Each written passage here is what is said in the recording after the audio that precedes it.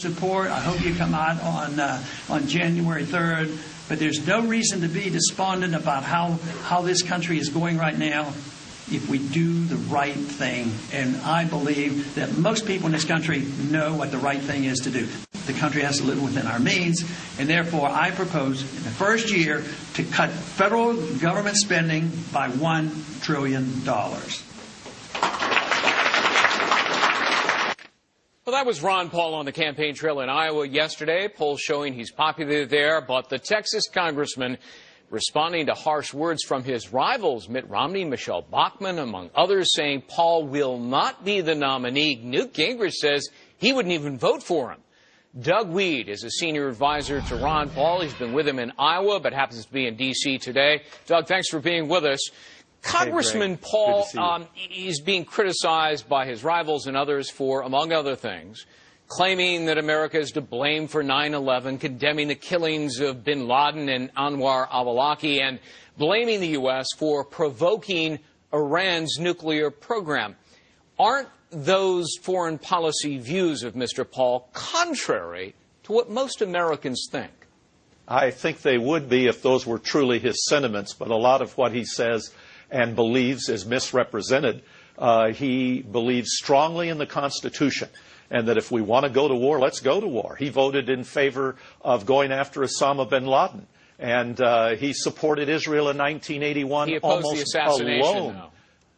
He opposed the way the assassination was conducted. He felt it should have been done immediately when we went in. Didn't he say that America's to should not blame for 9/11 because we had troops in Saudi Arabia? No, he hasn't said that. He said Really? that is the reason that is what many Islamic fundamentalists believe. Yes, Right. he believes that they believe that. Right. Yes, that's true, and that many observers, including our own Defense Americans Department, don't buy Wolfowitz, that, and though, others do they, say Doug? that.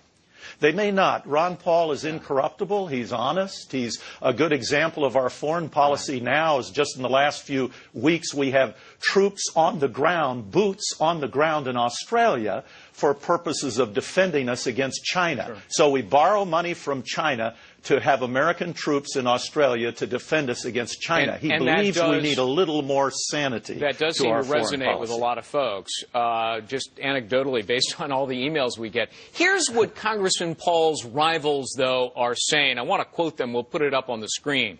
Ron Paul's views are totally outside the mainstream of virtually every decent American.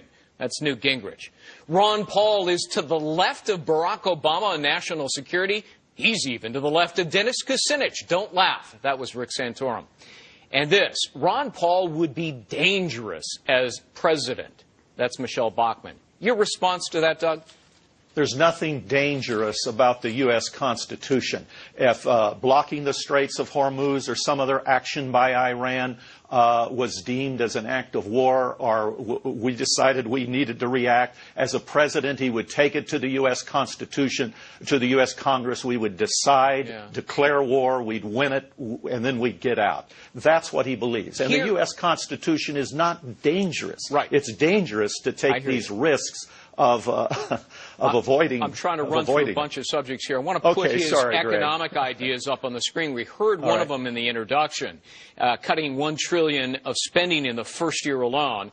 Terminate 5 cabinet agencies, lower corporate tax rate to 15%, eliminate capital gains taxes, narrow the new health care law, repeal Sarbanes-Oxley, the corporate financial reporting. But look, Doug, Rick Santorum took a look at that and he said, you know what? Ron Paul couldn't get Congress to cut or eliminate anything since he's only passed one bill in 20 years in Congress. I double-checked that with the Library of Congress. Ron Paul sponsored 620 bills. He passed one, and it was fairly insignificant. Doesn't Congressman Paul have a history of failure when it comes to getting his proposals passed? You know, the greatest contribution he's made, he doesn't get a lot of credit for it because he doesn't put his name on everything, was pulling back the curtain on the Federal Reserve.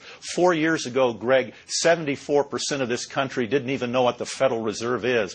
Today, 78% of the nation wants it audited. Obama, Romney would audit a waitress to make sure she pays taxes on her tip money but won't audit the Federal Reserve. But thanks to Ron Paul, we got a partial audit. It showed in 2008 that $16 trillion, the national debt was $14 trillion, $16 trillion was loaned out in interest-free money to major banks in this country. The people, we've always had corruption in Washington, but people are really angry because the corruption has reached a level that they're losing the value of their homes, the value of their IRAs, Doug, and Ron Paul's the only person with the guts to take this on. Let me squeeze one more in about the polls. And we don't sneeze at the fact that he has a strong organization in Iowa. As we said in the introduction, he's very popular. The polls demonstrate that. He's at or near the top.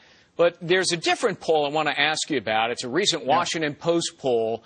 Of the 25% of voters who view him favorably, nearly two-thirds do not identify themselves as Republicans. And among conservatives, only 8% view him favorably. Doug, how do you win the GOP nomination with numbers like that? Well, I'll give you some more numbers from that very same poll and from the recent poll last night that was released by NBC. They show the perception is that Ron Paul can't win a general election. They show in the NBC poll 8% of registered Republicans don't think he can win. The ABC poll, which shows that 9% think he can't win. But the same poll asked them to choose between Barack Obama and Ron Paul. And Ron Paul did better than Newt Gingrich and was with a statistical tie of Mitt Romney. So we have a candidate who can win. And the best evidence of that, Greg, is you don't see any Democrat pundits on TV puffing Ron Paul because they know he can win. All right. And as we mentioned, he can win in Iowa. It's very strong there. And he's pretty strong in some other states as well. You're a very eloquent spokesperson. So, Doug Wead, thanks for being with us. Appreciate it. Second in New Hampshire.